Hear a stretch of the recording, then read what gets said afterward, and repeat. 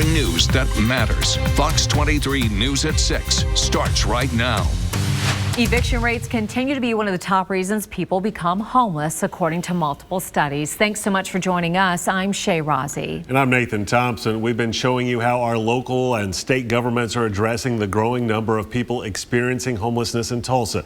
Organizations that work with the unhoused population say they need to address eviction rates and problems in the eviction court system. Fox 23's Devin Lyon joins us live. Devin, you talked to people who've been evicted and one of the nonprofits trying to help. That's right, guys. Data from Tulsa Housing Solutions and various local nonprofits say as many as 20% of people experiencing homelessness in Tulsa claim that evictions is part of what displaced them. Now, it's no secret that rent prices have gone up in Tulsa, and with the way our current eviction system works in this state, anyone paying rent could end up on the street as quickly as 10 days. Does Tulsa have an eviction problem? Yes, Tulsa has an eviction problem.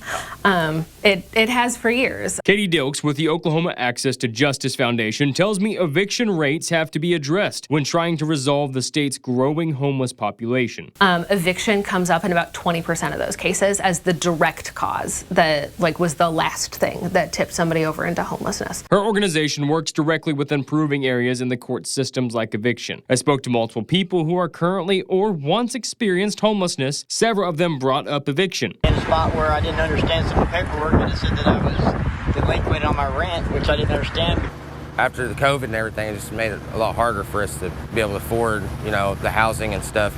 A lot of it has to do with raising the rent. The rent was raised significantly. Obviously, rent and affordability is key to it, and evictions are higher when rent is unaffordable, and that I think has been a trend many places. But you also have higher eviction rates in states where it's just cheap and easy to file an eviction. Dilks says there's multiple areas in Oklahoma's eviction court system needing an update. Our eviction process is often a one and done. You have one court appearance, that's it. There's no opportunity to file a response. One area that's updated is the physical notice a person is given when they're being evicted. Here's a look at both documents. If you look at the old forms, it was impossible to understand. It didn't use the word eviction.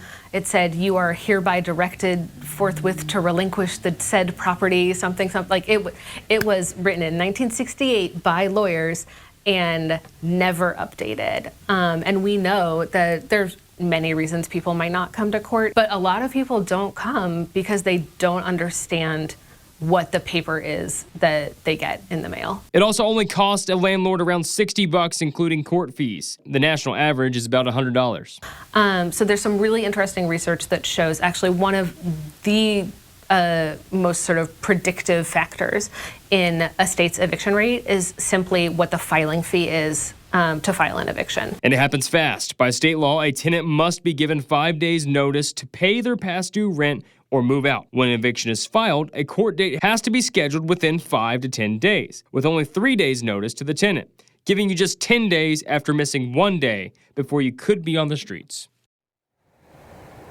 If you want to see the new updated eviction forms to file, I'll have those linked along with some of the state laws and data that I referenced in this story on fox23.com. These local nonprofits suggest that you try to keep up with the current eviction system, especially if you are renting, and if you find there's a need for change, to reach out to your locally elected officials. Live in Tulsa covering news that matters, Devin Lyon, Fox 23 News.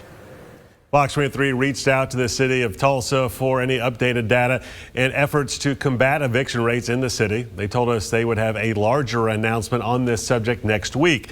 Tackling the eviction rate is part of the city's goal to end recurring homelessness by 2030. We will keep you updated on their efforts.